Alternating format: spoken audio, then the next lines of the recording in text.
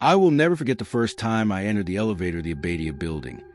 Although I wish I could erase that memory, it all began on a rainy night. I had stayed late at work, walking through the city as the streetlights reflected in puddles like shattered mirrors. I needed shelter, a place to wait until the storm passed, and I noticed a building I had never seen before. It looked abandoned, but something inside me urged me to enter. The lobby was silent, smelling of dust and old wood. The reception desk was empty, and the ceiling lamp flickered as if it were breathing. And there it was, the elevator. Its doors were old metal, with bronze details that looked like claws waiting to catch something. I looked at the button panel. 5 floors. Nothing unusual. But when I pressed the button for the 5th floor, the air seemed to change. The elevator moved, but there was no sound of the motor, no familiar metallic clatter, only a heavy silence, deep as if floating in nothingness. I saw my reflection in the doors and felt my eyes were emptier, as if someone had filled them with shadow. I tried to look away, but the feeling of being watched was unbearable. When we reached the 2nd floor, the doors opened slowly.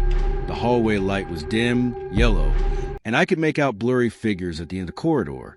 "Hello," whispered a voice that sounded like mine. I turned to close the doors, but the elevator didn't respond. A chill ran down my spine. I decided to go down to the 1st floor and leave, but every floor I pressed seemed to steal a piece of me.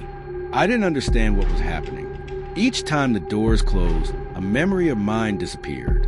First, my first bicycle. Then my best friend's smile. I tried to write it down on my phone, but the letters vanished before I could read them. And the more I tried to remember, the more everything slipped away. On the 3rd floor, the doors opened, and I saw someone sitting on the floor, back turned, head in hands. I approached and recognized a familiar feature. It was me, but younger. He looked at me, and his empty eyes made me step back. "You shouldn't be here," said my own echo in a broken voice. I tried to scream, but the elevator was silent, and my voice wouldn't come out. On the 4th floor, everything got stranger. The elevator walls were no longer metal, but a reflection of my fading memories. I could see my childhood, then my adolescence, and each time I thought of something I want to keep, it simply vanished before my eyes.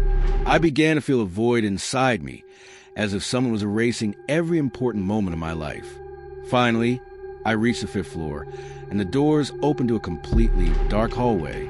I walked, trembling, and felt my steps becoming lighter. I couldn't feel my feet. Everything I remembered about my life blurred. I saw my own reflection in a broken mirror, and someone I didn't recognize stared back at me. The elevator waited behind me, as if it wanted to consume what little remained of me. Then I understood, the elevator didn't just take you to a physical floor. It was a place where memories died. Every floor I pressed, every button I pushed, stole a part of my existence. I tried to turn back, run to the elevator, and get off, but I no longer knew which floor was the first or how I had gotten there.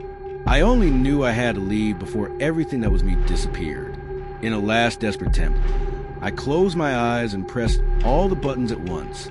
A shiver ran through my body, and suddenly I was back in the building's lobby. The rain had stopped, and the clock read almost midnight. I looked at my hands and felt nothing. My memories, everything I had vanished like smoke. Only a cold emptiness remained inside me. Since that night, I've never entered an old elevator again. But sometimes when I close my eyes, I feel myself back on that endless ride. And I hear a metallic whisper, reminding me that every decision, every button pressed, can cost you more than you imagine. If you ever find an old elevator with doors that seem to whisper your name, don't ignore it. No matter how curious you are, don't go in, because the elevator of oblivion doesn't wait, and once you step inside, your memories will not return.